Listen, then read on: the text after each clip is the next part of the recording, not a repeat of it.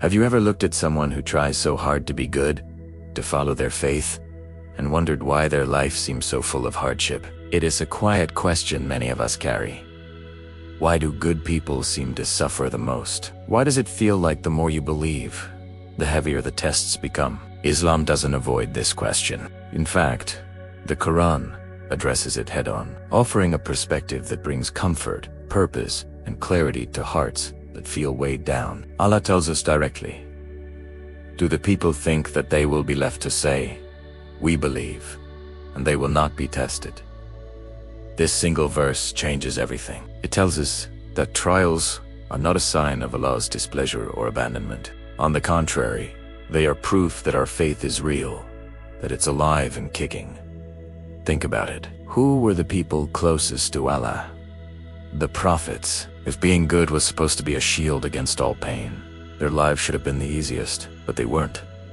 Their lives were filled with unimaginable loss, constant rejection, and immense personal sacrifice. Take the story of Prophet Nuh, peace be upon him. He spent centuries, almost 1,000 years, calling his people to the truth. And what was his reward? It was mocked, called a madman, and rejected by almost everyone, including his own family. His goodness didn't make his journey easy. In many ways, it made it lonelier. Yet, persevered. Allah prepares us for this reality in the Quran, saying, "Indeed, we will surely test you with something of fear and hunger and a loss of wealth and lives and fruits." This isn't a threat, it's a promise. A promise that life will have its challenges. Good people are tested because these tests are like a fire that purifies gold. They refine our sincerity. A faith that has been through hardship and survived becomes unshakable. It's no longer just a set of words we say. It becomes a deep, rooted conviction in our hearts. Look at the life of Prophet Ibrahim. Peace be upon him. He was thrown into a raging fire for standing up against idol worship. He was separated from his wife and child in a barren desert. He was commanded to sacrifice his beloved son. His reward wasn't immediate comfort or an easy life. His reward was something far greater, a profound closeness to Allah. The Quran highlights this pattern. And remember when Ibrahim was tested by his Lord with commands, and he fulfilled them. Notice the order. The test came first, and only after he passed it did the honor and elevated status follow. This same powerful truth echoes in the story of Prophet Yusuf, peace be upon him.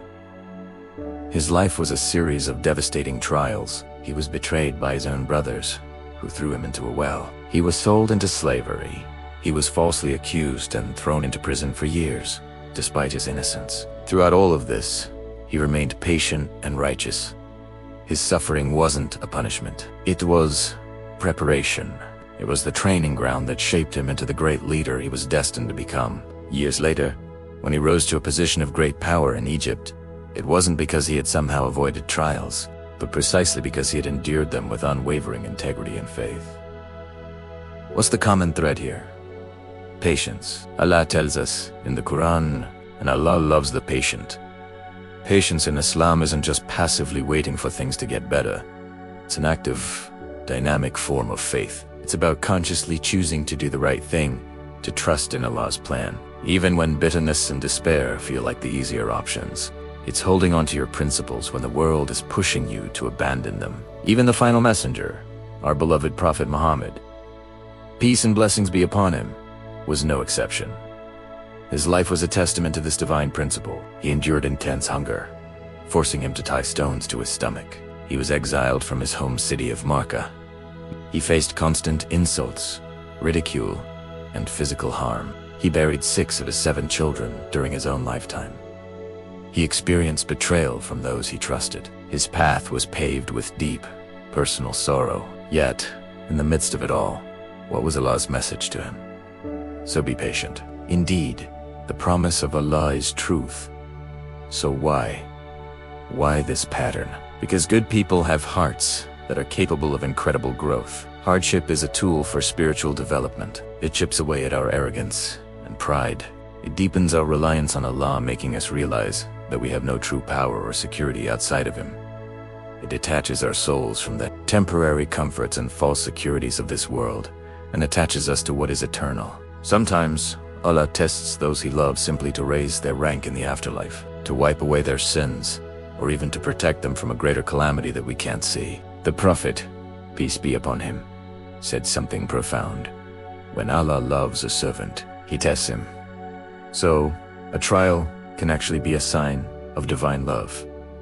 It's not cruelty, it's care. It's Allah's way of polishing a soul, preparing it for the highest stations in paradise. We live in a world that constantly tells us that comfort equals success and hardship equals failure. Islam teaches a completely different and much deeper measure of success. The presence of hardship doesn't mean you failed, and the life of constant ease doesn't automatically mean you have Allah's approval. The real question, the one that truly matters, is this: how do you respond to what life throws at you? Does a trial push you closer to Allah, or does it push you further away? For every person struggling, for every heart that feels the weight of a heavy test, the Qur'an offers a beautiful and powerful reassurance.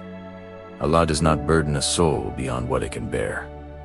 Think about that. If your test feels heavy, it's not because Allah wants to break you. It's because He knows you have the strength to carry it. He created you, and He knows the capacity of your soul better than you do. The weight of the test is a testament to the strength He has already placed within you. So, the next time you see a good person suffering, let's shift our perspective. Let's not question their worth or their faith.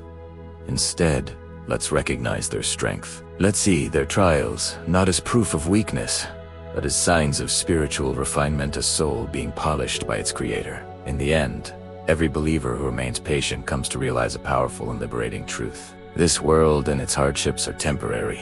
Our faith, our deeds, and our relationship with Allah are what's eternal. And Allah's wisdom is always, always greater than what our limited eyes can see. Thanks for watching. If this message resonated with you, please like, share, and subscribe for more content. Peace be with you.